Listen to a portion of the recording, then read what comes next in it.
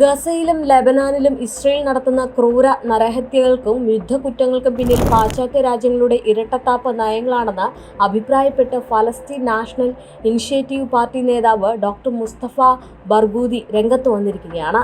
2023 October 7 Hamas നടത്തിയ ആക്രമണത്തിന്റെ പശ്ചാത്തലത്തിൽ ഹമാസിനെ കൂടുതൽ പ്രകോപിപ്പിക്കുന്ന യുദ്ധ നിയമങ്ങളാണ് ഇസ്രയേൽ സ്വീകരിച്ചത് എന്നും അതിനാൽ തന്നെ ഇതിന്റെ അടിസ്ഥാനത്തിലാണ് ഇസ്രയേൽ സൈനിക നേതൃത്വം ഫലസ്തീനിലും ലെബനാനിലും ക്രൂരമായിട്ടുള്ള ആക്രമണങ്ങൾ അഴിച്ചുവിട്ടത് എന്നും ബർഗൂദി വ്യക്തമാക്കുന്നുണ്ട്.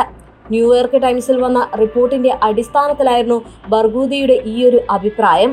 ഗസയിലെ സാധാരണ ജനങ്ങളെ കൊന്നൊടുക്കുക മാത്രമാണ് ഇസ്രയേൽ ചെയ്യുന്നത് എന്ന് അദ്ദേഹം പറയുന്നു. പക്ഷേ ഇത് സത്യമായിട്ടുള്ള കാര്യമാണെന്ന് എല്ലാവർക്കും അറിയാം.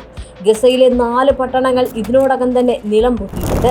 ഏകദേശം 55,000 പേർ കൊല്ലപ്പെട്ടു. അതിൽ 70% സ്ത്രീകളും കുട്ടികളുമാണെന്ന് ഫലസ്തീൻ പാർട്ടി നേതാവ് ചൂണ്ടിക്കാണിക്കുന്നുമുണ്ട്. ഇസ്രയേൽ നടത്തുന്നത് വംശീയഹത്യ തന്നെയാണെന്ന് കണ്ടുനിന്നതിന് ലോകത്തിന് 14 മാസം എടുക്കേണ്ടി വന്നു. പക്ഷേ ഞങ്ങൾക്ക് ഇസ്രയേലിന്റെ ആക്രമണം നടന്ന ദിവസങ്ങൾക്കകം തന്നെ ഇക്കാര്യം വ്യക്തമായതാണെന്ന് അദ്ദേഹം പറഞ്ഞു. 2024 അവസാനിക്കുമ്പോൾ ഗസയുടെ അവസ്ഥ ഏകദേശം ഇങ്ങനെയാണ്.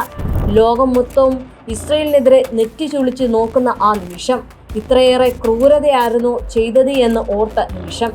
ഇസ്രയേൽ സൈന്യം ഗസയുടെ വടക്ക് ഭാഗത്ത് ശേഷിക്കുന്ന ആശുപത്രികളിൽ ബോംബെറിഞ്ഞത്, ആരോഗ്യ പ്രവർത്തകരെ അറസ്റ്റ് ചെയ്യുകയും അവിടെ 50 പേരെ കൊലപ്പെടുത്തുകയും ചെയ്തു എന്നും അദ്ദേഹം പറയുന്നു. പാശ്ചാത്യ രാജ്യങ്ങൾ ഇസ്രയേലിനെതിരെ പരസ്യമായി രംഗത്ത് വന്നിരുന്നു എങ്കിൽ ഇങ്ങനെ ഒരു കാര്യം സംഭവിക്കില്ല എന്നായിരുന്നു അദ്ദേഹം ചൂണ്ടിക്കാട്ടിയത്. സാധ്യമായ എല്ലാ സൈനിക ആയുധങ്ങളും അമേരിക്ക ഇസ്രയേലിന് നൽകുകയും വലിയ രീതിയിലുള്ള പ്രഹരം ഗസയിലേക്ക് തൊടുത്തുവിടുന്നതിന് കാരണമായി. പല പാശ്ചാത്യ രാജ്യങ്ങളും ഇതിനെ പിന്തുണയ്ക്കുകയും ചെയ്യുന്നു. അമേരിക്കയുടെ പിന്തുണയില്ലാതെ ഇസ്രയേലിന് ഒരാഴ്ച പോലും യുദ്ധം തുടരാനാവില്ല എന്ന് വ്യക്തമാണെന്നും ഡോക്ടർ മുസ്തഫ ബർഗൂദി വ്യക്തമാക്കിയിട്ടുണ്ട്. ഇസ്രയേൽ പ്രതിരോധ സേന സിറിയയുടെയും ലെബനന്റെയും ചില ഭാഗങ്ങൾ പിടിച്ചെടുക്കുകയാണെന്നും യമനിൽ ബോംബാക്രമണം തുടങ്ങിയെന്നും ബർഗൂദി ചൂണ്ടിക്കാണിക്കുന്നുണ്ട്.